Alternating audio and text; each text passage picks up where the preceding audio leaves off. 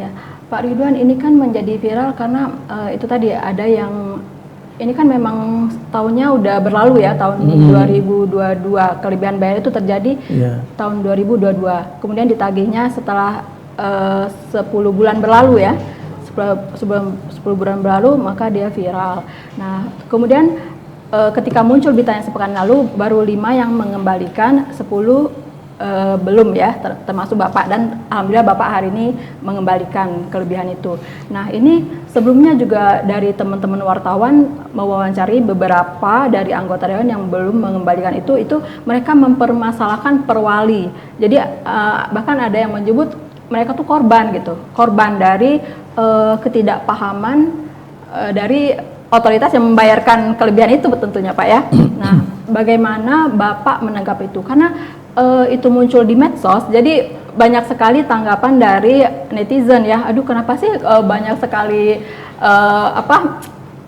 argumentasinya, kenapa nggak langsung aja dibayar? Nah, kurang lebih seperti itu. Tapi dari beberapa anggota dewan yang diwawancara oleh teman-teman itu, mereka itu bukan soal membayar. Ada yang bilang itu soal receh katanya.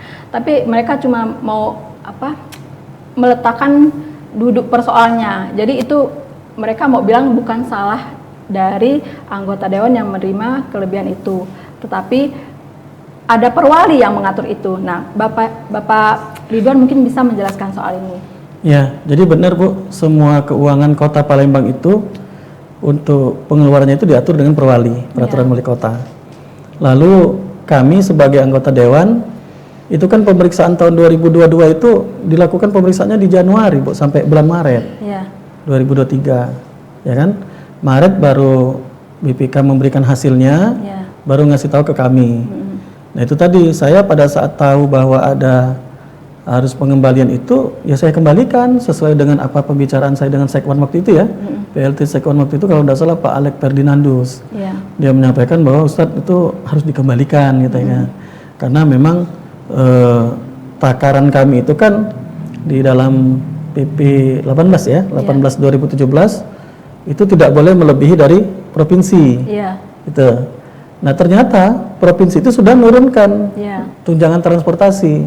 Maka ya saya langsung kembalikan pada saat itu. Itu bulan apa saya lupa. Sebelum Pak Ihsan Tosni dilantik, nah, itu kan ketemu Pak Alek Ferdinandus itu.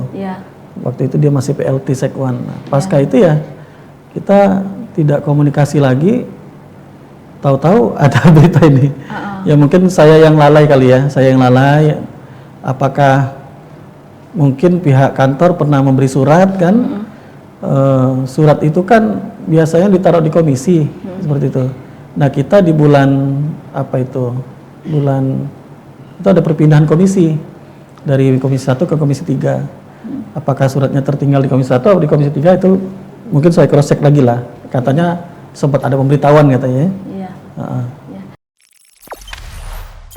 Jangan lupa subscribe, share, komen, dan like ya.